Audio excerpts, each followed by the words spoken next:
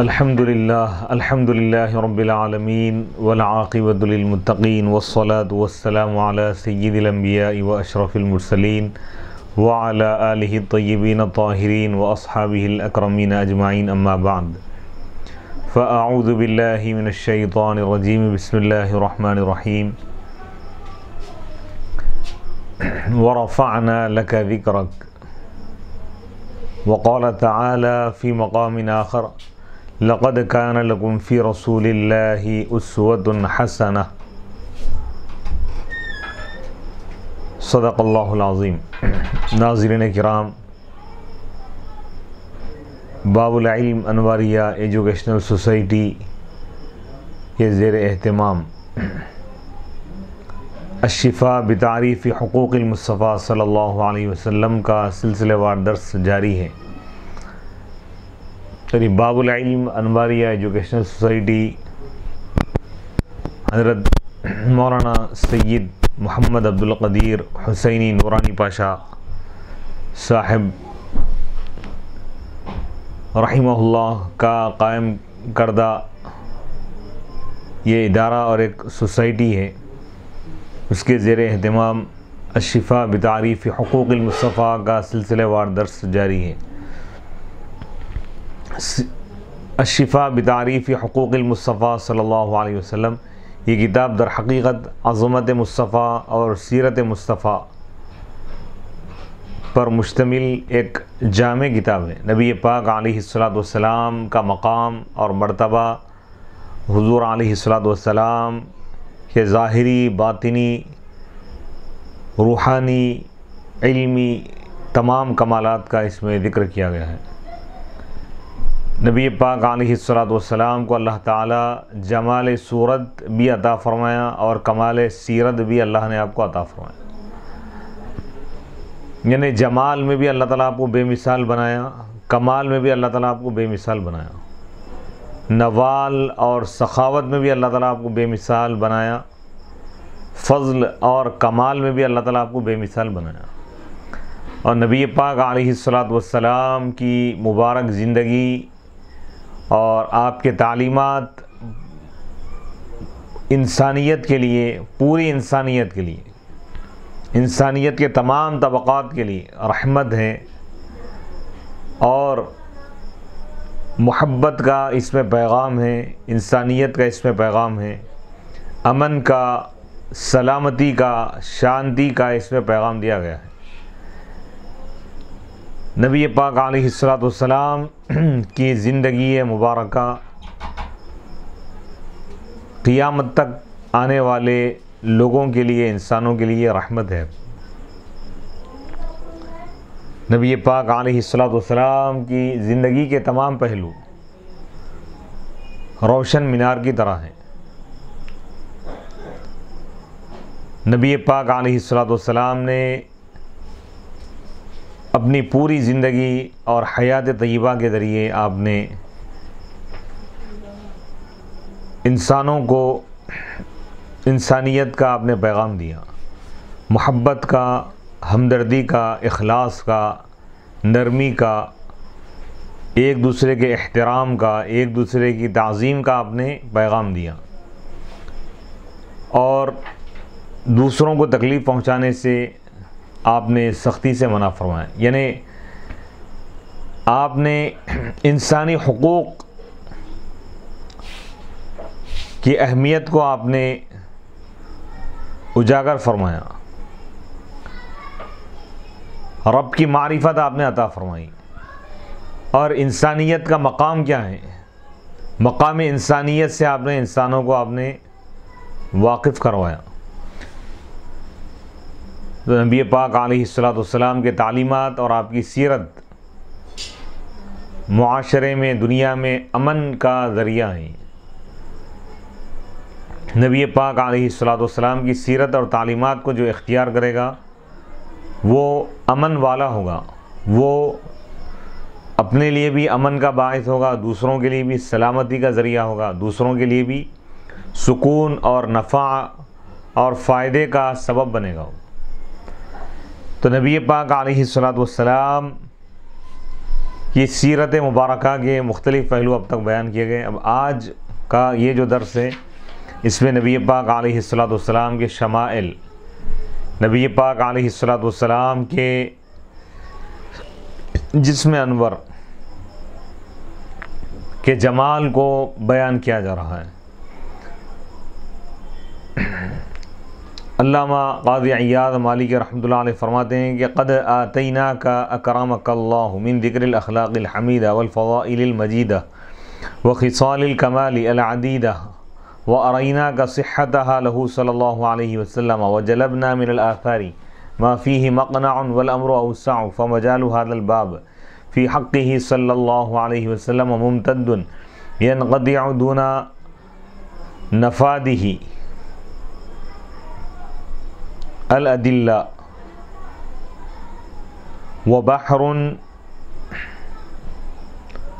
وبحر علم خصائصه زاخر لا تقدره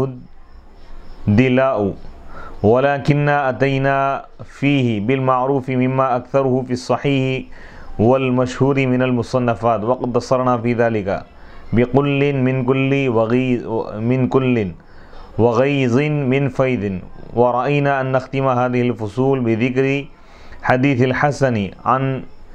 ابن أبي هالة لجمعه من شمائله وأوصافه كثيرا وإدماجه جملة كافية من سيره وفضائله ونصله بتنبيه لطيف على غريبه ومشكله۔ علامہ قاضی عیاض مالکی رحمۃ اللہ علیہ فرما رہے ہیں کہ اس سے پہلے ہم نے اخلاق حمیدہ کا ذکر کیا، نبی پاک علیہ السلام کے اخلاق حمیدہ، اخلاق عظیمہ اور فضائل عظیمہ کا ہم نے ذکر کیا۔ حضور کے بے شمار جو فضائل ہیں، حضور علیہ السلام کے فضائل اور کمالات کا ہم نے ذکر کیا۔ وہ خصال الکمال العدیدہ، نبی پاک علیہ السلام کے کمالات کا ہم نے ذکر کیا اور اس میں احادیث کو ہم نے پیش کیا۔ اب اس مضمون کو ایک حدیث پر آپ مکمل فرما رہے ہیں۔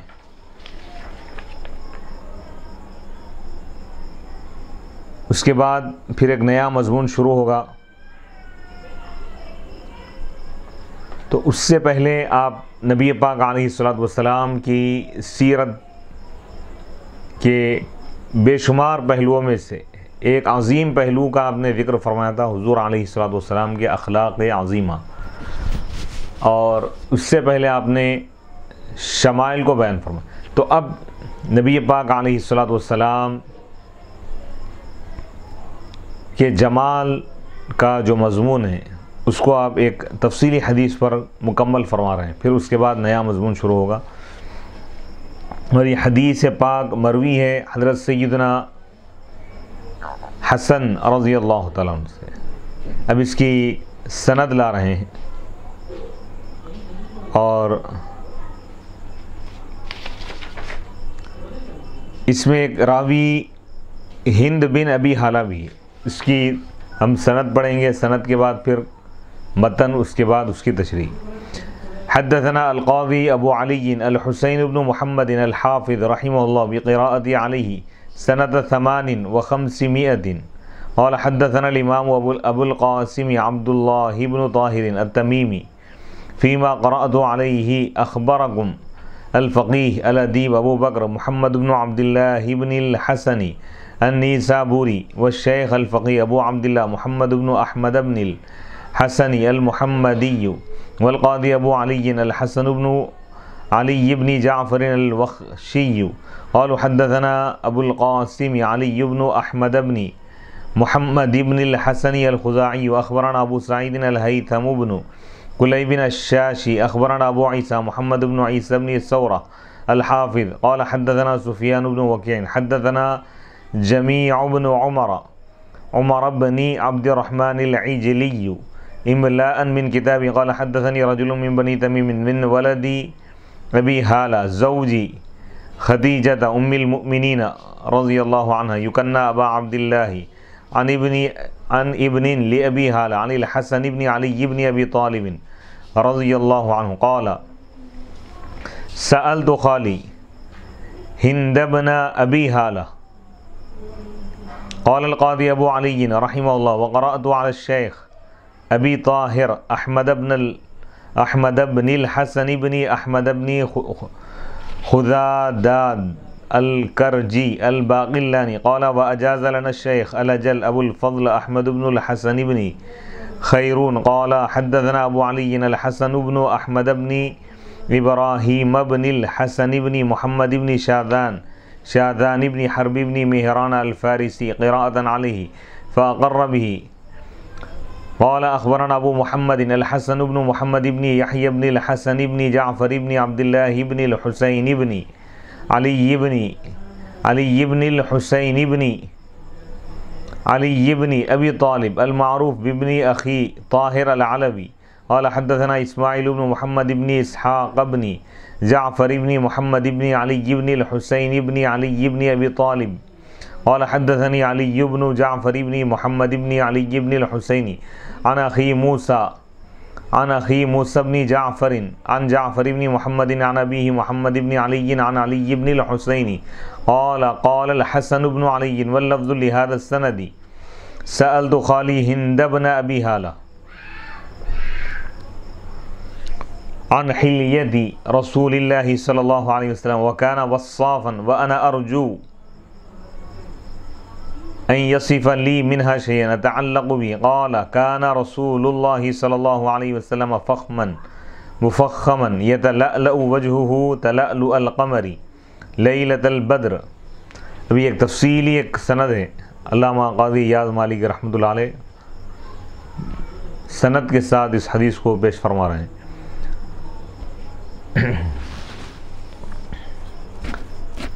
اب یہاں پہ یہ بتا رہے ہیں کہ ہند بن ابی حالہ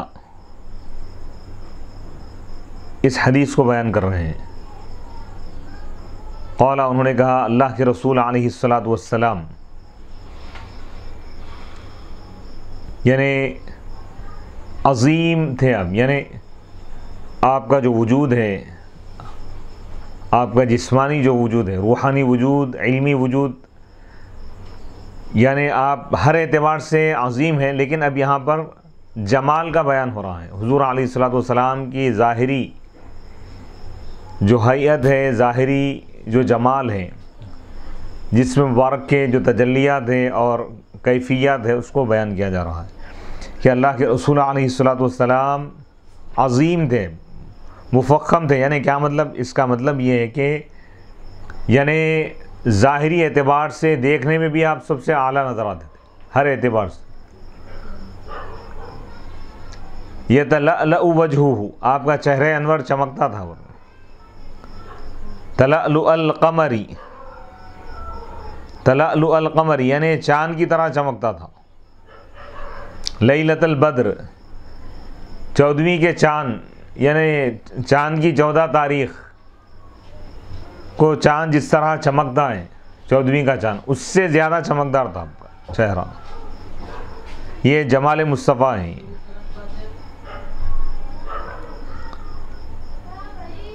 یتلألأ وجہہ تلألؤ القمر اطول من المربوع، بتا رہے ہیں کہ نبی پاک علیہ الصلاۃ والسلام کی ہائٹ، آپ کی قامت کے بارے میں بتا رہے ہیں کہ حضور علیہ الصلاۃ والسلام یعنی پست قد لوگوں سے تھوڑے سے لمبے تھے۔ اب وَأَقْصَرَ مِنَ الْمُشَذَّبِ، جو مشذب ہوتے ہیں، مشذب کے معنی جو بہت ہی یعنی حد سے زیادہ جو لمبے ہوتے ہیں جو لوگ، یعنی حد سے زیادہ ہائٹ والوں سے آپ کی ہائٹ یعنی اتنی زیادہ ہائٹ نہیں تھی، یعنی بہت زیادہ بھی نہیں تھی ہائٹ، بالکل کم بھی نہیں، درمیانی تھی وہ، یعنی بالکل پست قد بھی نہیں، بہت زیادہ، اتنے زیادہ لمبے کہ دیکھنے میں لوگوں کو یعنی الگ معلوم ہو، ویسا نہیں تھا معاملہ۔ یعنی آپ کی جو قامت ہے، آپ کی جو ہائٹ ہے، وہ معتدل تھی۔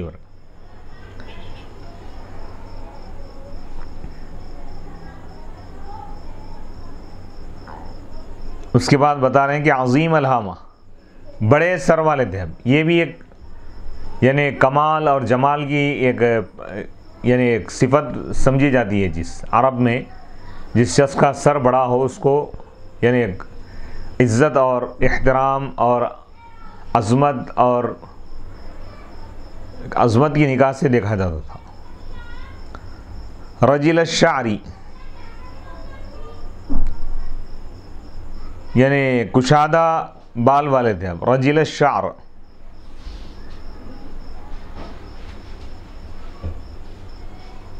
یعنی رجل الشعر کا مطلب یہ ہے کہ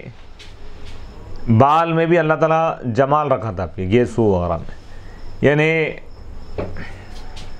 آپ کے بال آپ کے گیسو معتدل تھے اب، یعنی بہت ہی یعنی سخت بھی نہیں تھے نرم بھی نہیں تھے، بالکل مڑے ہوئے یعنی گھنگرو جیسے بال ہوتے ہیں بعض لوگوں کے، یعنی کنگھی اگر کرنا چاہیں تو یعنی مانگ وغیرہ نہیں جمتی، ویسے بھی نہیں تھے اب،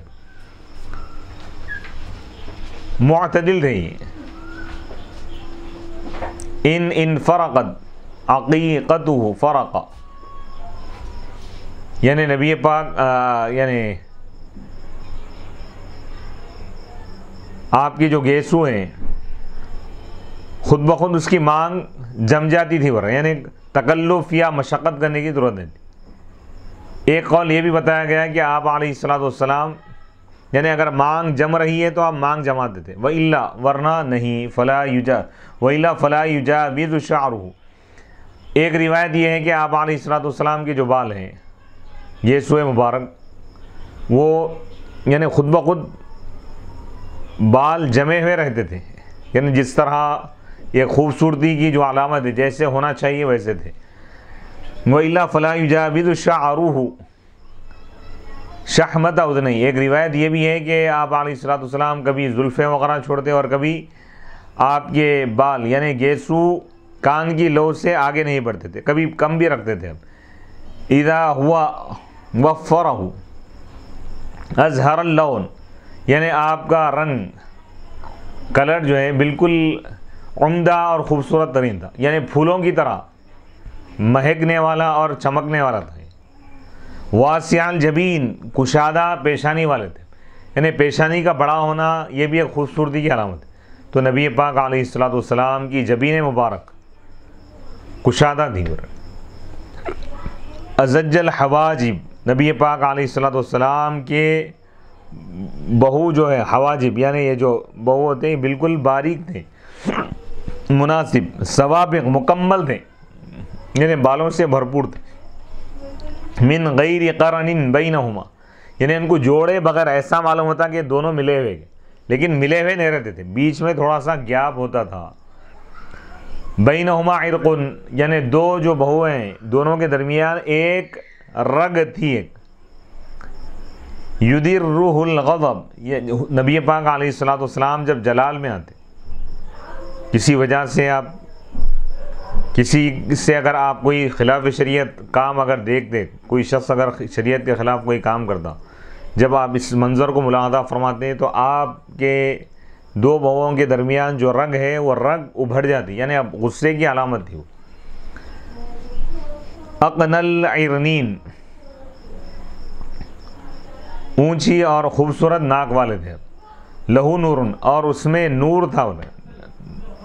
یعلوہ جو بلند ہوتا تھا، یعنی ناک پر بھی نور نظر آتا تھا۔ وَيَحْسِبُهُ مَن لَّمْ يَتَأَمَّلْهُ أَشَمَّ كَثَّ اللِّحْيَةِ یعنی جو آپ کو غور سے نہیں دیکھتا، دور سے جو دیکھتا وہ سمجھتا کہ بہت بڑی اور یعنی ابھری ہوئی ناک ہے سمجھتا، لیکن ابھری ہوئی ناک نہیں بلکہ مناسب ناک تھی اب، لیکن اس پر نور کا جلوہ ہوتا تھا، نور کی کرنیں ہوتی تھی۔ کث اللحیہ آپ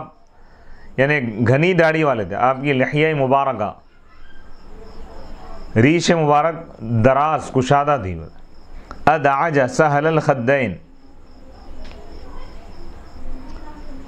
سہل الخدین آپ کے رخسار مبارک نرم و ملائم تھے، لطیف تھے۔ نبی پاک علیہ الصلوۃ والسلام کے جمال کا ذکر ہو رہا ہے،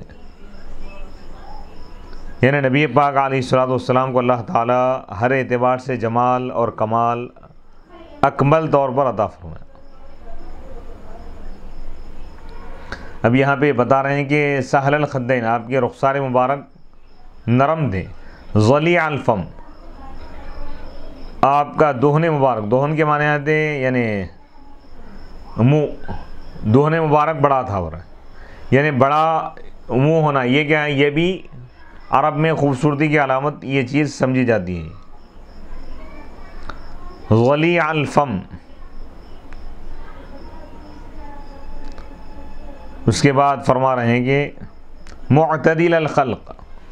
خلقت آپ کی معتدل تھی، یعنی جو چیز جیسی ہونی چاہیے خوبصورتی کے اعتبار سے اللہ تعالیٰ ویسا آپ کو بنائے، بادناً متماسکاً،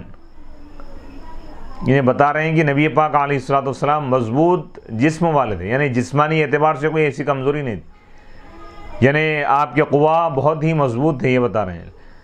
لیکن متماسکاً یعنی بعض لوگ زیادہ پرگوشت ہونے کی وجہ سے گوشت ان کا لٹکتا ہے، ویسا نہیں تھا، گوشت بھی یعنی مناسب اللہ تعالیٰ مقدار میں آپ کو عطا فرمایا، جو خوبصورتی کے لیے ہونا چاہیے اتنا اللہ تعالیٰ آپ کو عطا فرمایا، اور جسمانی اعتبار سے بھی اللہ تعالیٰ آپ کو بہت ہی مستحکم اللہ تعالیٰ بنایا۔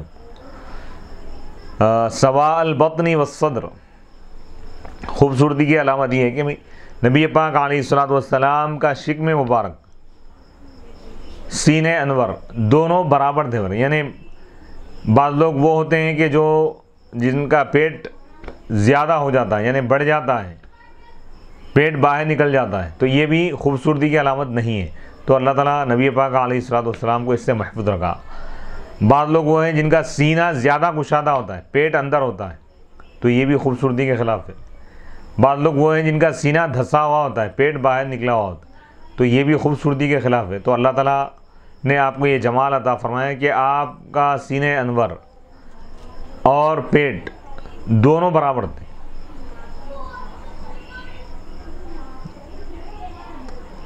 بعید ما بین المنکبین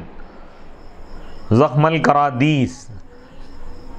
یعنی دونوں مونڈوں کے درمیان جو حصہ ہے وہ دور دور تھا، یعنی نبی پاک علیہ الصلوۃ والسلام کے یعنی پشت مبارک کی کشادگی کو بتا رہے ہیں، یعنی حضور کی پشت پیٹھ کشادہ تھی، زخم الکرادیس یعنی تمام ہڈیوں کے جو جوڑ ہیں بڑے بڑے ہڈیوں کے وہ مضبوط اور مستحکم تھے۔ انور المتجردی، نبی پاک علیہ الصلوۃ والسلام انور یعنی روشن تھے، متجرد یعنی جب آپ کے جسم انور سے کپڑا اگر ہٹ جاتا، یعنی آپ کے ہاتھ سے اگر کپڑا ہٹ گیا، چادر مبارک ہٹ جائے تو روشنی کی کرنیں پھوٹ پڑتی تھی، یعنی جسم انور اتنا روشن تھا، یعنی نور مجسم تھے اب۔ انور المتجرد،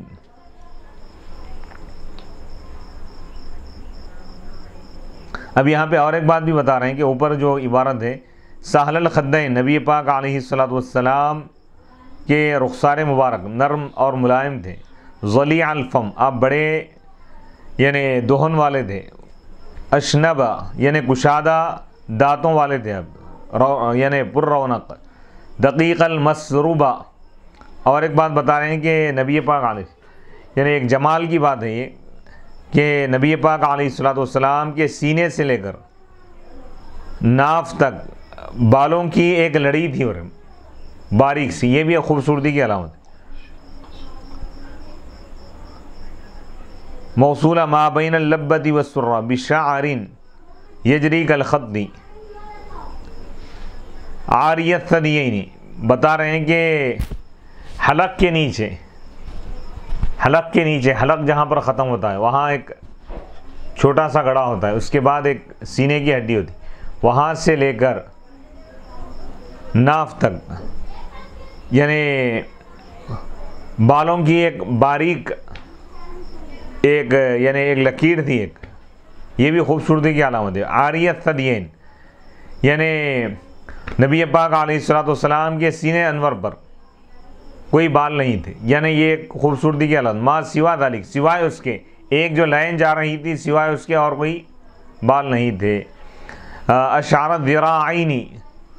دونوں ہاتھوں پر بہت زیادہ بال تھے، والمنکبین، مونڈوں پر بھی، وأعالي الصدر طويل الزندين، یعنی نبی پاک علیہ السلام یعنی زند کہتے ہیں پونچے کو، یعنی پونچے آپ کے طویل تھے، رحب الراحتی کشادہ ہتیلی والے، کشادہ ہاتھ والے تھے۔ کشادہ ہاتھ خلقت کے اعتبار سے بھی ہیں، خلق کے اعتبار سے یہ معنی ہے کہ یعنی بہت زیادہ سخی تھے، کشادہ ہاتھ والے تھے۔ شتن الکفین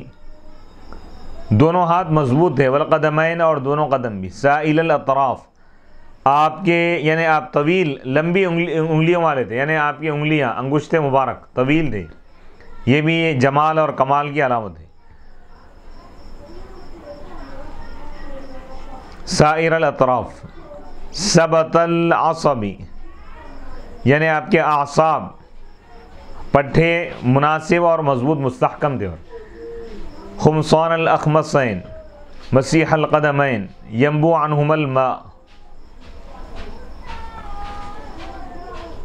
اذا زال تقلعا، یعنی نبی پاک علیہ السلام کے چلنے کی کیفیت بتا رہے ہیں، رفتار مصطفیٰ کی شان کو بتا رہے ہیں کہ نبی پاک علیہ السلام جب چلتے ہیں تو تیزی کے ساتھ چلتے تھے۔ وَيَخْطُ اور آپ چلتے سامنے کی طرف جھک کر، یعنی ایک مومن کو کس طرح چلنا چاہیے اس کا درس دیا جا رہا ہے۔ وَيَمْشِي هَوْنًا اور نرم انداز سے آپ چلتے، یعنی ایسا سختی کے ساتھ نہیں چلتے کہ جو یعنی اللہ کو پسند نہیں، ایسی روش آپ کی نہیں تھی۔ آپ کی روش یہ تھی کہ آپ عاجزی اور انکساری متواضعانہ روش پر آپ چلتے تھے۔ ذریع المشیہ یعنی تیزی سے چلنے والے تھے، یعنی آپ معتدل انداز میں بھی چلتے ہیں تو دیکھنے والا یہ سمجھتا کہ آپ تیزی سے چل رہے ہیں۔ اذا مشا کانما ینحط من صبب جب آپ چلتے تو گویا کہ ایسا محسوس ہوتا تھا گویا کہ آپ یعنی اوپر سے نیچے کی طرف آ رہے ہیں، یعنی فراز سے نشیب کی طرف آ رہے ہیں، چڑھاؤ سے اتار کی طرف آ رہے ہیں۔ وَإِذَا الْتَفَتَ اور جب آپ متوجہ ہوتے کسی کی طرف پلٹتے تو مکمل طور پر آپ پلٹتے، یعنی کسی کی طرف توجہ اگر دینے کی بات ہوتی تو آپ اس طور پر توجہ دیتے کہ آپ اس کو مطمئن فرماتے۔ تو یہ آداب بتا رہے ہیں، گفتگو کے آداب، لوگوں کے ساتھ معاملہ داری کے آداب۔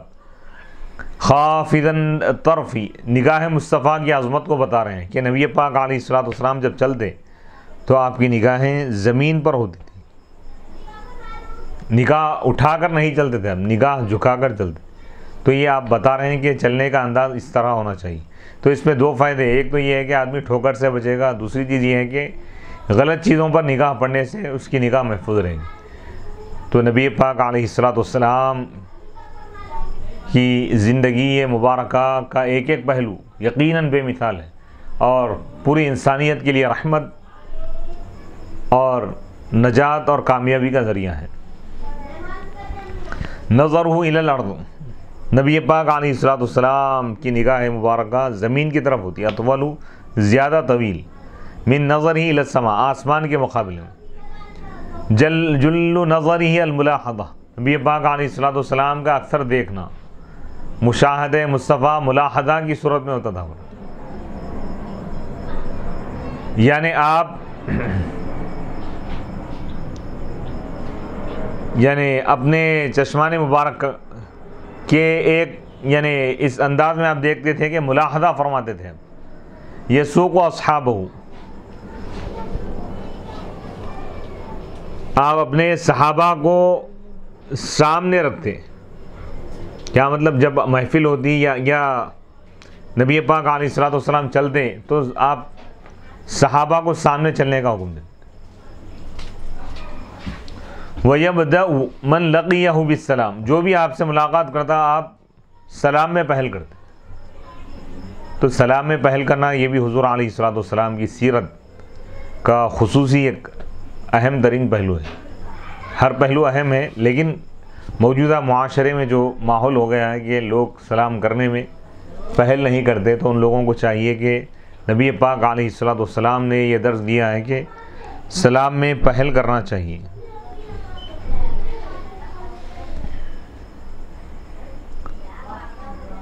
قلت حضرت سیدنا حسن بن علی، حضرت سیدنا حسن رضی اللہ تعالیٰ عنہ فرماتے ہیں کہ میں نے ہند بن ابی حالہ سے کہا کہ صف لی منطقہ، آپ میرے لیے بیان کیجئے حضور علیہ الصلوۃ والسلام کی گفتگو کا انداز۔ قال، تو انہوں نے کہا کانا رسول اللہ صلی اللہ علیہ وسلم متواصل الاحزان، اللہ کے رسول علیہ الصلوۃ والسلام ہمیشہ افکار میں ہوتے تھے۔ فکر یعنی افکار کا ایک سلسلہ ہوتا تھا۔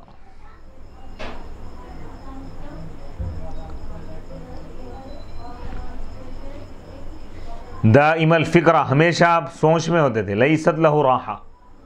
حضور علیہ الصلوۃ والسلام زیادہ آرام نہیں فرماتے تھے۔ ولا یتکلم، یعنی کیا مطلب؟ فکر یا غم سے مراد اپنا پرسنل یا ذاتی غم وہ مراد نہیں، بلکہ امت کی نجات اور انسانیت کو نجات دلانے کی جو فکر دی، لوگوں کی اصلاح کی جو فکر دی، گنہگاروں کو نیک بنانے کی جو فکر آپ کو لاحق ہوتی تھی، یہ اس میں آپ سوچ میں ہوتے تھے۔ ولا یتکلم فی غیر حاجہ، بغیر ضرورت، بے ضرورت آپ کلام نہیں فرماتے، جب ضرورت ہوتی تو ہی کلام فرماتے تھے۔ تو یہ بہت اہم پہلو ہے۔ آج کا معاشرہ یہ ہو گیا کہ ضرورت ہو یا نہ ہو لوگ بولنا شروع کر دیتے۔ طویل السکوت، بہت زیادہ خاموش رہتے تھے۔ تو خاموشی بھی نبی پاک علیہ الصلوۃ والسلام کی سنت ہے، اور بولنا یہ بھی نبی پاک علیہ الصلوۃ والسلام کی سنت ہے، لیکن دونوں میں فرق ہے کہ جہاں ضرورت ہو تو وہاں پر کلام کرنا چاہیے، جتنی ضرورت ہو تو اتنا کلام کرنا چاہیے، اور جہاں پر ضرورت نہ ہو تو وہاں پر خاموش رہنا یہ بھی باعث اجر و ثواب ہے۔ اگر سنت سمجھ کر اگر کوئی خاموش رہے گا بیکار گفتگو سے تو وہ بھی عبادت میں شمار ہے۔ یفتتح الکلام ویختمہ باشداق ویتکلم بجوامع الکلم، اور نبی پاک علیہ الصلوۃ والسلام جامع گفتگو فرماتے تھے، یعنی جوامع الکلم سے مراد وہ الفاظ کے الفاظ مختصر ہو، معانی زیادہ ہو، جملے مختصر ہوتے ہیں، الفاظ کم ہوتے ہیں لیکن معانی کے سمندر اس کے اندر ہوتے ہیں۔ اگر غور و فکر کریں، اگر اس کی شرح کرنا چاہیں تو کئی کتابوں کی لسٹ اور کئی کتابیں تیار ہو جاتی۔ فصلاً، ایک ایک لفظ واضح طور پر سمجھ میں آتا، ایک ایک لفظ کھلے طور پر سمجھ میں آتا۔ لا فضول فیہ، اس میں کوئی بیکار بات نہیں ہوتی تھی۔ ولا تقصیرہ، کوئی بات کم بھی نہیں ہوتی تھی، یعنی پوچھنے کی ضرورت نہیں پڑتی تھی کہ اس کے معنی کیا ہے۔ دمیثن، نہایت نرم اخلاق والے تھے۔ لیس بالجافی، آپ کے مزاج میں جفا نہیں تھا بلکہ وفا تھا۔ جفا یعنی مزاج کی سختی، سختی نہیں تھی نبی پاک علیہ الصلوۃ والسلام کی ذات میں، کوئی سختی نہیں تھی، نہ آپ کی گفتگو میں، نہ آپ کے رویے میں، نہ آپ کے انداز میں، نہ آپ کی گفتار میں، نہ آپ کے کردار میں۔ نبی پاک علیہ الصلوۃ والسلام کی پوری مکمل زندگی میں، حیات طیبہ میں کہیں بھی شدت کا معاملہ آپ نہیں فرمائے، سختی کا معاملہ نہیں فرمائے۔ گفتگو بھی کرتے ہیں تو نرم گفتگو فرماتے، ایسی گفتگو فرماتے ہیں کہ سامنے والے کی دل آزاری نہ ہو، اس کے دل کو تکلیف نہ ہو۔ تو بہت ہی جامع سیرت ہے حضور۔ اگر اس پہلو کو آج لوگ اختیار کر لیں تو میں سمجھتا ہوں کہ کئی جھگڑے، کئی مسائل ختم ہو جائیں گے، کیونکہ آدمی کا جب لہجہ سخت ہوتا ہے تو اس کے دشمن پیدا ہوتے ہیں۔ آدمی کا جب انداز سخت ہوتا ہے تو لوگ اس سے نفرت کرتے ہیں۔ تو نبی پاک علیہ الصلوۃ والسلام نے نفرتوں کی جڑوں کو آپ نے ختم کر دیا۔ آپ فرمائیں کہ حسن اخلاق، گفتگو بھی نرم ہو، انداز بھی نرم ہو۔ جس شخص کی گفتگو نرم ہو، انداز نرم ہو، اس کی زندگی میں اگر نرمی ہو تو لوگ اس کو تکلیف نہیں پہنچائیں گے، لوگ اس کے قریب ہوں گے، محبت کا ماحول پیدا ہوگا، جھگڑے نہیں ہوں گے، اختلافات نہیں ہوں گے، اختلافات ختم ہو جائیں گے۔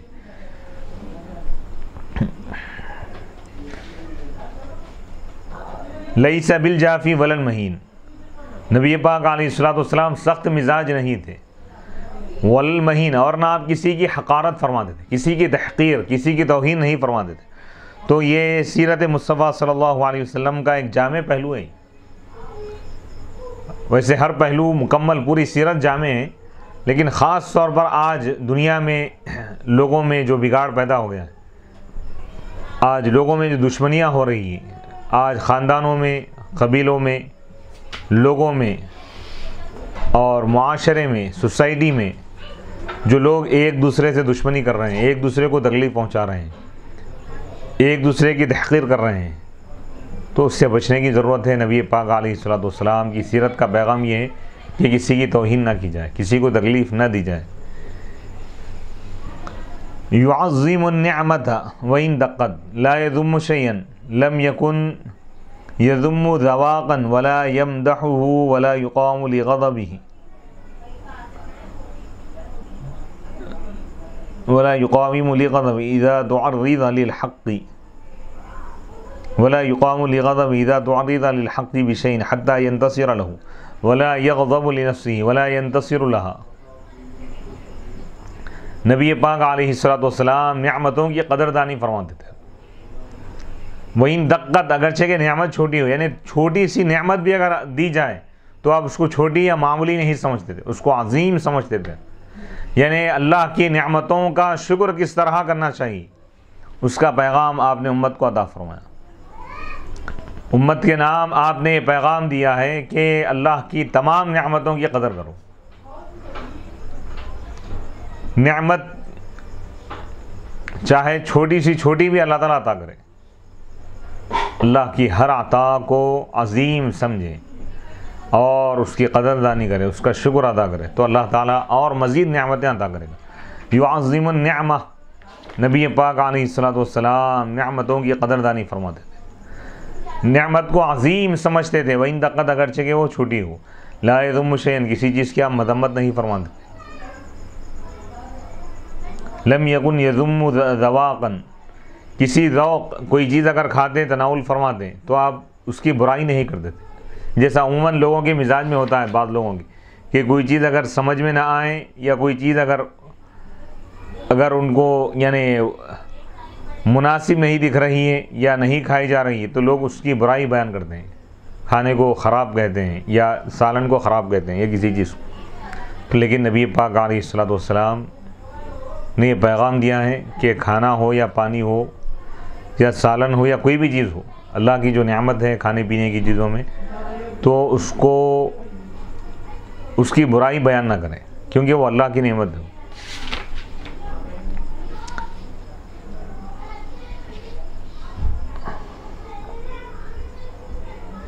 ولا يقام لغضبه اذا تعرض للحق بشيء حتى ينتصر له۔ نبی پاک علیہ الصلوۃ والسلام کی مزاج مصطفیٰ اور سیرت مصطفیٰ کا ایک پہلو یہ بھی ہے کہ نبی پاک جب کوئی شخص حق سے ٹکرانے کی کوشش کرتا، اللہ کی نافرمانی کرتا، تو نبی پاک علیہ الصلوۃ والسلام جلال میں آ جاتے، غصے میں آ جاتے، تو اس وقت حضور کے غصے کو کوئی روک نہیں سکتا تھا، یہاں تک کہ آپ اس اللہ کے حق کے لیے آپ بدلہ لیتے، یعنی آپ کا غصہ حق کے لیے تھا، اپنی ذات کے لیے نہیں تھا۔ ولا یغضب لنفسہ، آپ اپنے نفس کے لیے، اپنی ذات کے لیے آپ کبھی غصے کا اظہار نہیں فرماتے۔ ولا ینتصر لہ، اپنی ذات کے لیے آپ بدلہ نہیں لیتے۔ یہ بہت اہم پہلو ہے۔ آج ہم دیکھتے ہیں کہ بہت سارے لوگ اپنی ذات کے لیے غضبناک ہو جاتے ہیں، اپنی ذات کے لیے بدلہ لیتے ہیں، ذاتی خصومت۔ لیکن نبی پاک علیہ الصلوۃ والسلام کی سیرت کا یہ پہلو، نبی پاک علیہ الصلوۃ والسلام کہ یہ اخلاق کریمہ پورے لوگوں کو یہ دعوت دے رہے ہیں۔ نبی پاک علیہ الصلوۃ والسلام کی سیرت کا پیغام یہ ہے کہ حق کے لیے غصے کا اظہار کرنا چاہیے، ناحق اپنی ذات کے لیے غصے کا اظہار نہیں کرنا چاہیے۔ اذا اشار بکفہ کلیہا، یعنی جب آپ اشارہ فرماتے ہیں تو آپ اپنے مکمل پورے ہاتھ سے اشارہ کرتے، کسی چیز کی طرف اگر اشارہ کرنا ہوتا۔ وَإِذَا تَعَجَّبَ قَلَّبَهَا وَإِذَا تَحَدَّثَ اتصل بِهَا وَإِذَا غَضِبَ، جب آپ غضبناک ہوتے، غصے میں آتے تو أَعْرَضَ، تو اپنا چہرے انور پھیر لیتے جس شخص سے آپ ناراض ہو جاتے۔ وَإِذَا فَرِحَ، اور جب آپ خوش ہوتے خوشی کی حالت میں اگر ہوتے ہیں غضا طرفہ تو اپنی نگاہوں کو آپ جھکا لیتے ہیں. جلو ضحکہ التبسم، اور آپ کا اکثر ہنسنا یعنی کس انداز میں ہوتا؟ مسکراہٹ کے انداز میں ہوتا، چہرے پر خوشی کے آثار ہوتے ہیں. عن ویفتر عن مثل حب الغمام، اور نبی پاک اور آپ یعنی آپ کی مسکراہٹ ظاہر ہوتی کیسے؟ مسکراہٹ کو آپ ظاہر فرماتے، یعنی جب آپ مسکراتے تو آپ کے دندان مبارک گویا کہ بادل کا ایک ٹکڑا ظاہر ہو رہا ہے، یعنی وہ چمک ہوتی، وہ دمک ہوتی، اور خوشبو کی وہ مہک ہوتی کہ نبی پاک علیہ الصلوۃ والسلام کی مسکراہٹ تبسم مصطفیٰ بھی بے مثال ہے. تو معلوم یہ ہوا کہ ابتسام مسکرانا یہ نبی پاک علیہ الصلوۃ والسلام کی سنت مبارکہ ہے. جو اس نیت سے مسکرائے گا تو اللہ تعالیٰ اس مسکراہٹ پر بھی ثواب عنایت فرمائے گا. قال الحسن فقدمتها عن الحسين بن علي زمان ثم حدثته فوجدته قد سبقني إليه فسأل أباه عن مدخل رسول الله صلى الله عليه وسلم ومخرجه ومجلسه وشكله فلم يدع منه شيئا. قال الحسين، حضرت سیدنا حسین رضی اللہ تعالیٰ عنہ، حضرت امام حسین رضی اللہ تعالیٰ عنہ فرماتے ہیں کہ میں نے اپنے والد گرامی مولا کائنات حضرت علی ابن ابی طالب کرم اللہ وجہہ ورضی اللہ تعالیٰ عنہ سے سوال کیا عن دخول رسول اللہ صلی اللہ علیہ وسلم، نبی پاک علیہ الصلوۃ والسلام گھر میں جب داخل ہوتے تو حضور علیہ الصلوۃ والسلام کے معمولات کیا ہوتے اس کے بارے میں نے پوچھا. ومخرجہ فقال كان دخوله لنفسه مأذونا له في ذلك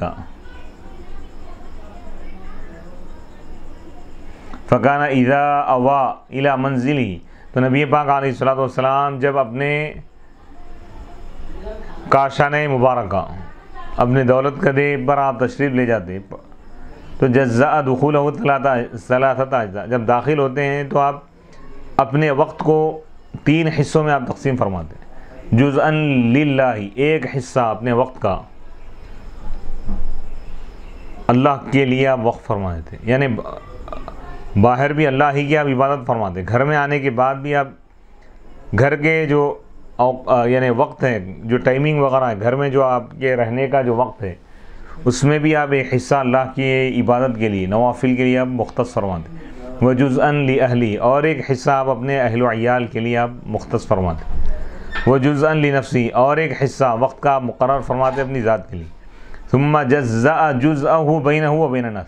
اپنے لیے پرسنل اپنے لیے جو آپ وقت متعین فرماتے پھر اس کے بھی آپ حصے فرماتے، اس کو آپ تقسیم فرماتے اپنے درمیان اور لوگوں کے درمیان، اس میں بھی 2 حصے کرتے. فیرد ذلک علی العامہ، بس آپ اس کو لوٹا دیتے، وقف کر دیتے آپ عام لوگوں پر بالخاصتی، خاص لوگوں پر. ولا یدخر عنہ شیئا، ان سے کوئی چیز الگ اپنے لیے آپ محفوظ نہیں کرتے، یعنی جو نعمتیں اللہ آپ کو عطا فرمایا ظاہری ہو یا باطنی ہو، مادی ہو یا معنوی ہو، اللہ کے رسول علیہ الصلوۃ والسلام اپنی سخاوت کے سمندر اور دریا کو ہمیشہ آپ جاری و ساری رکھتے ہیں. فکان من سیرتہ فی جزء الامت ایثار اہل الفضل باذنہ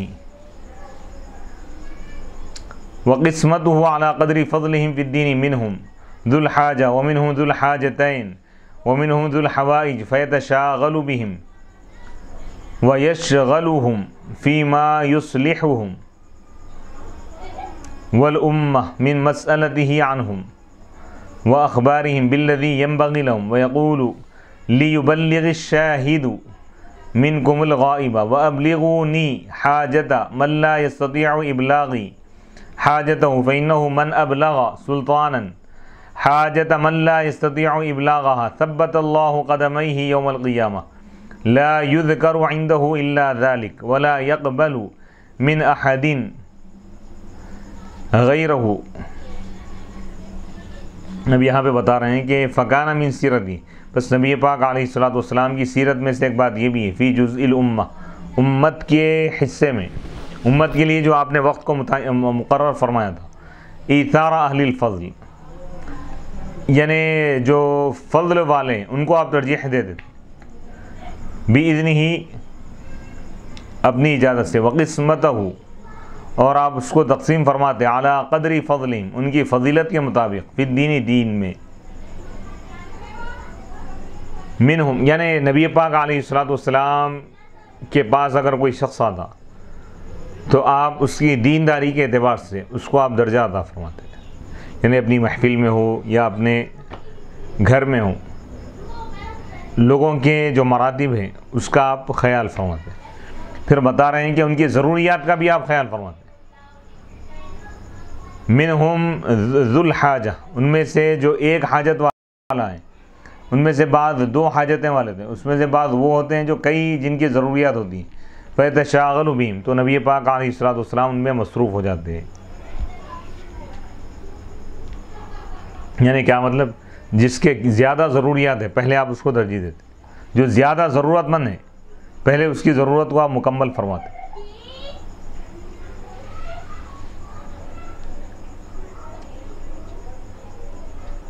وَيَقُولُ، اور آپ فرماتے لِيُبَلِّغِ الشَّاهِدُ،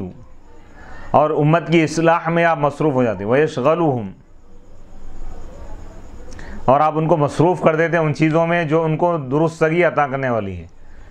اور وَالْأُمَّةُ مِن مَسْأَلَتِهِ عَنْهُمْ وَأَخْبَارِهِمْ بِالَّذِي يَنبَغِي لَهُمْ، وَيَقُولُ، اور آپ فرماتے لِيُبَلِّغِ الشَّاهِدُ مِنْكُمُ الْغَائِبَ، یعنی جو بھی حضور کی بارگاہ میں آتے حضور ان کو یہ حکم دیتے اور فرماتے کہ تم میں سے جو حاضر ہیں یہاں موجود ہیں وہ غائب تک میری بات کو پہنچا دیں، یعنی جو شخص حضور علیہ الصلوۃ والسلام کی جس محفل میں جو صاحب آتے، چاہے وہ ایک گھنٹے کے لیے ہو یا 2 گھنٹے کے لیے ہو یا جتنے بھی دن کے لیے ہو، تو نبی پاک علیہ الصلوۃ والسلام ان کو یہ پیغام دیتے کہ میرا یہ پیغام، میرے یہ تعلیمات، میرے یہ احادیث، میری یہ سیرت کا پیغام، میرے یہ امن کا پیغام، یہ میری محبت کا پیغام، انسانیت کا پیغام تم دوسروں تک پہنچاؤ۔ وَأَبْلِغُونِی، اور تم میرے پاس پہنچا دو اس شخص کی حاجت کو بھی جو اپنی حاجت مجھ تک پہنچانے کی استطاعت نہیں رکھتا، یعنی نبی پاک علیہ الصلوۃ والسلام کا در دولت حاجت مندوں کا مرکز بنا ہوا ہوتا تھا، آج بھی بنا ہوا ہے۔ روضہ اطہر سے ساری کائنات فیض یاب ہو رہی ہے، منبع اور مرکز اللہ تعالیٰ دنیا میں بھی آپ کی ذات کو اور آپ کی بارگاہ کو اللہ تعالیٰ کائنات کا مرکز بنا دیا۔ ضرورت مند اور محتاج لوگ آج بھی وہاں جا رہے ہیں اور نبی پاک علیہ الصلوۃ والسلام ان کو عطا فرما رہے ہیں، اور قیامت کے دن بھی لوگ آپ کی طرف متوجہ ہوں گے۔ تو نبی پاک علیہ الصلوۃ والسلام جو صحابہ آپ کی بارگاہ میں آتے ہیں، آپ یہ دولت قدے پر حاضر ہوتے تو ان سے یہ فرماتے ہیں کہ جو لوگ مجھ تک نہیں پہنچا، اپنی ضرورت، اپنی درخواست مجھ تک نہیں پہنچا سکتے ہیں، اگر تم ان کی بات مجھ تک پہنچا سکتے ہو تو پہنچا دو۔ فَإِنَّهُ مَنْ أَبْلَغَ، پھر آپ ارشاد فرماتے ہیں کہ جو بادشاہ تک، حاکم تک ان لوگوں کی حاجت کو، ضرورت کو، درخواست کو پہنچائے گا جو اپنی درخواست کو وہاں تک پہنچانے کی استطاعت نہیں رکھتے، تو اللہ تعالیٰ قیامت کے دن اس کے قدموں کو اللہ تعالیٰ پل صراط پر ثابت قدم رکھے گا، یعنی اس کے پیر نہیں پھسلیں گے۔ یعنی نبی پاک علیہ الصلوۃ والسلام انسانیت کا یہ پیغام دے رہے ہیں کہ ضرورت مندوں کی تم ضرورت کو پورا کرو، پریشان حال لوگوں کی مدد کرو، غریبوں کی مدد کرو، بیواؤں کی مدد کرو، یتیموں کی مدد کرو، یسیروں کی مدد کرو، مظلوموں کی مدد کرو، مجبوروں کی مدد کرو، لاچاروں کی مدد کرو، بیماروں کی مدد کرو۔ اور اللہ نے اگر تم کو یہ مقام اور یہ عہدہ عطا کیا ہے، یا ایسی صلاحیت اللہ آپ کو عطا کیا ہے، ایسا رسوخ عطا کیا ہے کہ اپنے وقت کے حاکم کے پاس تم پہنچ سکتے ہو، تو تم اس کے ذریعے سے جو لوگ وہاں تک، بادشاہ تک نہیں پہنچ سکتے، حاکم تک نہیں پہنچ سکتے، ان کی درخواستوں کو وہاں تک پہنچاؤ اور ان کا کام بناؤ، تو اللہ تعالیٰ تم کو قیامت کے دن رسوائی سے بچا لے گا، پل صراط پر ثابت قدم رکھے گا۔ تو یہ بہت بڑا اہم پیغام ہے، خاص طور پر ان لوگوں کے لیے جن کو اللہ تعالیٰ نے دنیا میں منصب عطا کیا ہے، عہدہ دیا ہے، اللہ نے عوامی خدمت کا کسی کو موقع دیا ہے اور حکومتوں میں جس کو اللہ تعالیٰ مقام عطا کیا ہے، تو ایسے لوگوں کے لیے آج بھی اس حدیث پر عمل کرنا چاہیے کہ انسانیت کو زیادہ سے زیادہ فائدہ پہنچائے۔ تو نبی پاک علیہ الصلوۃ والسلام کی ذات، اللہ نے محمد عربی صلی اللہ علیہ وسلم کو دنیا میں اسی مقصد کے لیے بھیجا تھا کہ آپ لوگوں کو فائدہ پہنچائے۔ یقیناً آپ نے اس کا حق ادا فرمایا۔ اب امت کی یہ ذمہ داری ہے کہ وہ حضور علیہ الصلوۃ والسلام کہ اس سنت مبارکہ پر عمل کریں کہ اللہ نے اگر دنیا میں جو چیزیں جو نعمتیں جس کسی کو اللہ نے عطا کی ہے، وہ اس کے ذریعے دوسروں کو فائدہ پہنچانے کی کوشش کرے۔ یہی انسانیت اور یہی اسلام کا پیغام ہے۔ اسلام یہی پیغام دے رہا ہے کہ تم دوسروں کی مدد کرو، تم دوسروں کے کام آؤ۔ تو یعنی اسلام کو سمجھنے کی ضرورت ہے کہ اسلام یہ چاہتا ہے کہ ہر انسان امن میں رہے، عافیت میں رہے، سلامتی کے ساتھ رہے، کسی انسان کو کوئی تکلیف نہ ہو۔ اسلام کا یہ مقصد ہے۔ اسلام یہ کہہ رہا ہے کہ تم دوسرے انسانوں کو فائدہ پہنچاؤ، مجبور اور پریشان حال لوگوں کی مدد کرو، مجبور اور لاچار لوگوں کی مدد کرو۔ یہ اسلام کا پیغام ہے۔ نبی پاک علیہ الصلوۃ والسلام کی پوری زندگی، سیرت کا اگر ہم خلاصہ سمجھنا چاہیں تو یہی ہے کہ اللہ کی عبادت کرو اور انسانیت اور مخلوق کی تم خدمت کرو۔ یہی اللہ کے رسول نے ہم کو پیغام دیا۔ انسانیت میں چاہے کوئی بھی ہو، ہر ایک کی تم خدمت کرو، ہر ایک کی تم مدد کرو، ہر ایک کے ساتھ تم حسن سلوک کرو۔ جو بھی انسان پریشان حال ہو، چاہے وہ کوئی بھی ہو، تم اگر اس کی کچھ مدد کر سکتے ہو تو برابر کرو۔ اگر تم اس کی مدد نہیں کر سکتے لیکن مدد کرا سکتے ہو کسی کے ذریعے سے، تو لوگوں کی مدد کے لیے ذریعہ بننا بھی نجات اور مغفرت کا ذریعہ ہے۔ تو یہ بہت ہی نبی پاک علیہ الصلوۃ والسلام کی پیارے تعلیمات ہیں۔ یہ تعلیمات، پیاری تعلیمات، سنتوں کو اگر ہم دیکھیں تو یقیناً آج پوری دنیا میں امن قائم ہوگا اگر اس پر عمل کیا جائے۔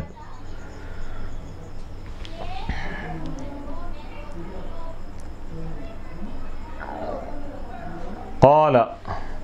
فی حدیث سفیان بن عیینہ وکیع يدخلون روادا ولا يتفرقون الا عن ذواق ويخرجون أدلة يعني فقهاء قلت فأخبرني عن مخرجه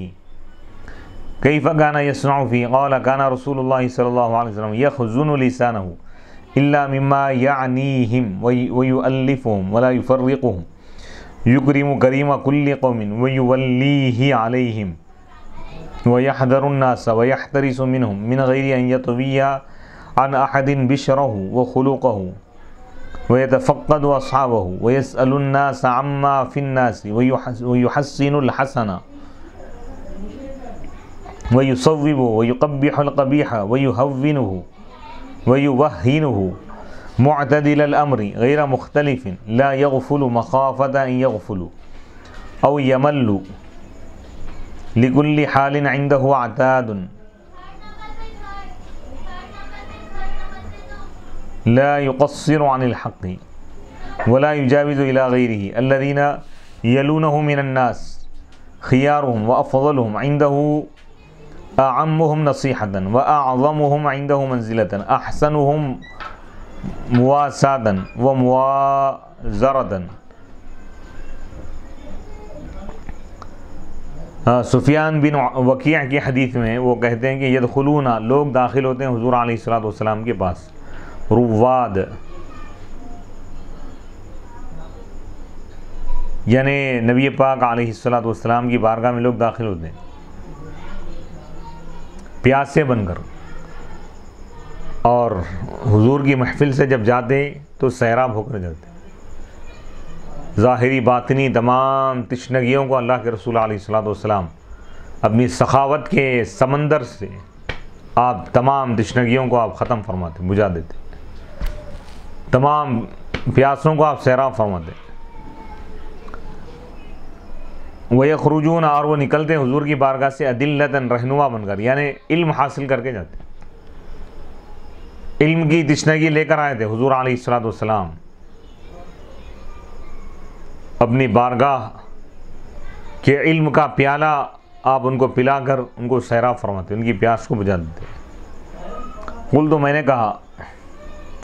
حضرت سیدنا امام حسین رضی اللہ تعالیٰ عنہ مولا کائنات حضرت سیدنا علی مرتضیٰ رضی اللہ تعالیٰ عنہ سے پوچھ رہے ہیں کہ آپ مجھے بتائیے، خبر دیجیے عن مخرج، اللہ کے رسول علیہ الصلوۃ والسلام گھر کے باہر جب تشریف لے جاتے تو آپ کی کیفیت کیا ہوتی ہے؟ یہ تو گھریلو زندگی یعنی عائلی جو زندگی ہے، منزلی یعنی گھریلو زندگی، گھر میں آپ کے جو معاملات ہیں وہ بتا رہے ہیں۔ گھر میں آپ وہاں پر بھی اللہ کی عبادت فرماتے ہیں، گھر والوں کے لیے بھی ایک وقت مقرر فرماتے، پھر اپنے لیے بھی پرسنل ایک وقت کا ایک حصہ مقرر فرماتے، اس میں آپ دوسروں کو بھی وقت دیتے۔ پھر بتا رہے ہیں گھر کے باہر نبی پاک علیہ الصلوۃ والسلام کا معاملہ کیا تھا، آپ کے معاملات۔ مولا کائنات فرماتے ہیں کہ کانا رسول اللہ، اللہ کے رسول علیہ الصلوۃ والسلام اپنی زبان مبارکہ کو بند رکھتے ہیں، یعنی بات زیادہ نہیں کرتے، بہت کم، ہاں وہی بات کرتے ہیں جو لوگوں کے لیے فائدہ مند ہے، بیکار گفتگو سے آپ اپنی زبان کو محفوظ رکھتے ہیں۔ تو یہ سیرت النبی صلی اللہ علیہ وسلم کا پیغام آج پوری انسانیت کے نام یہی ہے کہ بیکار گفتگو سے بچا جائیں، بیکار گفتگو نہ کی جائیں۔ یعنی قرآن مجید میں بھی اللہ تعالیٰ نے بیکار گفتگو کی مذمت فرمائی ہے، اور جو لوگ بیکار گفتگو سے بچتے ہیں تو ان کو اللہ تعالیٰ نے کامیابی کی بشارت دی، والذین هم عن اللغو معرضون۔ کامیاب لوگ وہ ہیں ایمان والے جو بیکار چیزوں سے منہ پھیر لیتے ہیں، یعنی اس کی طرف متوجہ نہیں ہوتے، بیکار چیز۔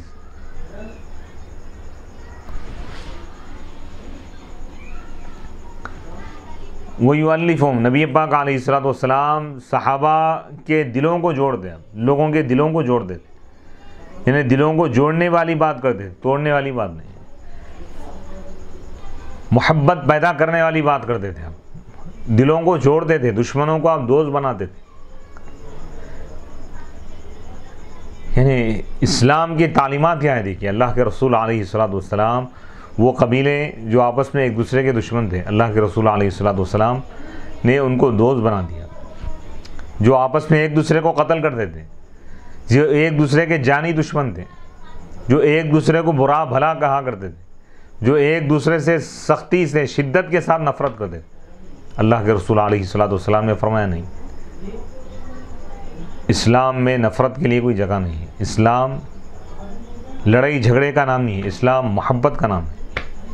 اسلام امن کا نام ہے، اسلام انسانیت کا نام ہے،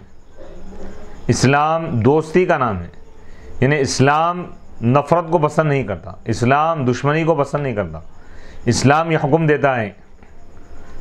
کہ لوگ ایک دوسرے سے محبت کریں، ایک دوسرے سے ساتھ حسن سلوک کریں، ایک دوسرے کو قتل نہ کریں، ایک دوسرے کو نقصان نہ پہنچائیں، ایک دوسرے کو تکلیف نہ دیں، یہ اسلام ہے۔ ولا یفرقہم، اور آپ ان کو الگ الگ نہیں کرتے، یعنی ٹکڑوں میں آپ کئی خانوں میں ان کو تقسیم نہیں کرتے۔ تو اسلام وحدت کا نام ہے، اسلام اتحاد کا نام ہے، یعنی تمام مسلمانوں کو آپسی جو اختلافات ہیں اس کو ختم کرنا چاہیے، اسلام اور کلمے کی بنیاد پر متحد ہونا چاہیے، اور اسلام کا جو امن کا پیغام ہے، محبت کا جو پیغام ہے، انسانیت کا جو پیغام ہے، اس کو عام کرنے کی ضرورت ہے۔ حضور علیہ الصلوۃ والسلام نے جو اخلاق حسنہ کا آپ نے پیغام دیا کہ تم ہر ایک کے ساتھ حسن سلوک کرو، اس پیغام کو عام کرنے کی ضرورت ہے۔ پھر فرما رہے ہیں کہ یکرم کریم کل قوم، نبی پاک علیہ الصلوۃ والسلام ہر قوم، ہر قبیلے کا جو سردار ہوتا، معزز شریف آدمی ہوتا، اس کا احترام کرتے تھے۔ یعنی کوئی شخص کسی قبیلے میں بڑا مانا جاتا ہے، یا کوئی شخص کسی ملک میں یا کسی علاقے میں کوئی معزز ہے، لوگ اس کی بات مانتے ہیں، لوگوں کی نظر میں وہ معزز ہے، تو اللہ کے رسول علیہ الصلوۃ والسلام اس کو عزت دے کر آپ بات کرتے ہیں۔ تو معلوم یہ ہوا مختلف لوگ جو الگ الگ قوموں کے یا الگ الگ شہروں کے یا ملکوں کے جو سربراہ ہوتے ہیں ان کا بھی احترام کرنا چاہیے، کسی کی بے عزتی یا توہین نہیں کرنی چاہیے۔ وَيُوَلِّيهِ عَلَيْهِمْ، اور نبی پاک علیہ الصلوۃ والسلام قبیلے کا جو سردار ہوتا، قبیلے میں جو شخص معزز ہوتا، آپ اس کو والی نگران کار بنا دیتے، آپ گورنر مقرر فرماتے تھے ان پر۔ یہ حکمت کی بات ہے کہ جو ذی اثر آدمی ہو اس کو اسی علاقے کا بڑا بنایا جائے۔ وَيَحْذَرُ النَّاسِ وَيَحْتَرِسُ مِنْهُمْ، لوگوں سے آپ محتاط رہتے تھے، یعنی لوگوں سے گھل مل کر بھی رہتے تھے، لیکن اس کے باوجود آپ خلاف شرع کوئی بات نہیں بولتے تھے۔ وَيَتَفَقَّدُ أَصْحَابَهُ، اور اپنے صحابہ کو، اپنے ساتھیوں کو آپ تلاش کرتے تھے۔ اگر کوئی صحابی کئی دنوں تک ملاقات نہ کرے تو آپ ان کی خبر گیری کرتے تھے، یعنی ان کے حالات کیا ہیں، کیا طبیعت تو خراب نہیں ہوگی، ان کی کیا معاملہ ہے، کچھ مسائل کا شکار تو نہیں ہوں گے۔ تو یہ نبی پاک علیہ الصلوۃ والسلام تعلیم دے رہے ہیں کہ اپنے دوستوں کا خیال رکھیں، اپنے ساتھ اٹھنے بیٹھنے والے یا کام کرنے والے اگر کئی دنوں تک غیر حاضر رہیں، ملاقات نہ ہو، تو ان کا حال دریافت کرنا چاہیے، چاہے بھائی ہو یا خاندان ہو یا بیٹا ہو یا بھائی ہو، کوئی بھی ہو،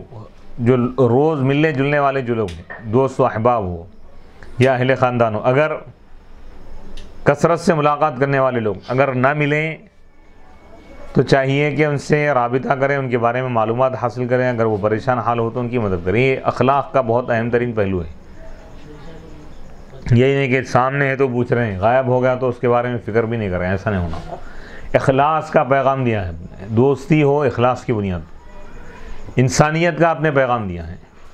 کہ کوئی شخص اپنے ساتھ کام کرنے والا ہے، اگر غیر حاضر ہو رہا ہے، زیادہ ڈمے مار رہا ہے، تو اس کے بارے میں معلومات کرنا چاہیے کہ بھئی کیا ہو گیا، کہیں وہ بیمار تو نہیں ہے، کہیں وہ پریشان حال تو نہیں ہے۔ تو اللہ کے رسول علیہ الصلوۃ والسلام کی پوری زندگی اگر ہم دیکھیں تو انسانیت سے محبت کا نام حضور کی سیرت ہے۔ حضور کی سیرت میں ہر جگہ یہی چیز ملیں گے کہ ہر مخلوق کی بھلائی، ہر ایک کی خیر خواہی کرنا، یہی حضور علیہ الصلوۃ والسلام کا پیغام۔ کوئی اگر غلط کام کر رہا ہے اس کو غلطی سے روکنا، گناہوں سے روکنا، یہ بھی خیر خواہی ہے۔ کوئی اگر جاہل ہے، علم سے واقف نہیں ہے، اس کو علم عطا کرنا، یہ بھی کیا ہے، خیر خواہی ہے۔ کوئی پریشان حال، غریب لاچار اور مجبور ہیں تو اس کو مال و دولت دینا، یہ بھی کیا ہے، خیر خواہی۔ بہرحال نبی پاک علیہ الصلوۃ والسلام کی سیرت بے مثال سیرت ہے۔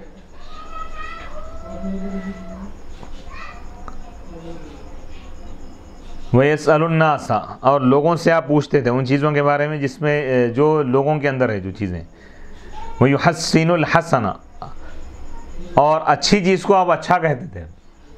اور بری چیز کو آپ برا کہتے تھے اور اس کو کمزور قرار دیتے تھے۔ یعنی معاشرے میں، سوسائٹی میں خوبیوں کو، اچھائی کو، نیکی کو پرموٹ کرنے کا طریقہ بتا رہے ہیں۔ کوئی شخص اچھا کام کریں تو اس کی ہمت افزائی کرنا چاہیے، بھئی اچھا کام کریں آپ، اس کو یعنی ہمت افزائی کرنا چاہیے۔ اور اگر کوئی گناہ کرے، برا کام کریں تو اس کو اس برائی سے روکنا چاہیے۔ یعنی آپ نے ظلم کی مذمت کی، اگر کوئی شخص کسی پر ناحق ظلم کر رہا ہے تو آپ نے کہا کہ انتہائی بدترین عمل ہے، یہ ایسا نہیں کرنا چاہیے۔ کوئی شخص انصاف کر رہا ہے، حسن سلوک کر رہا ہے، کسی کی مدد کر رہا ہے، کسی کا ساتھ دے رہا ہے تو آپ نے اس کی تعریف فرمائی۔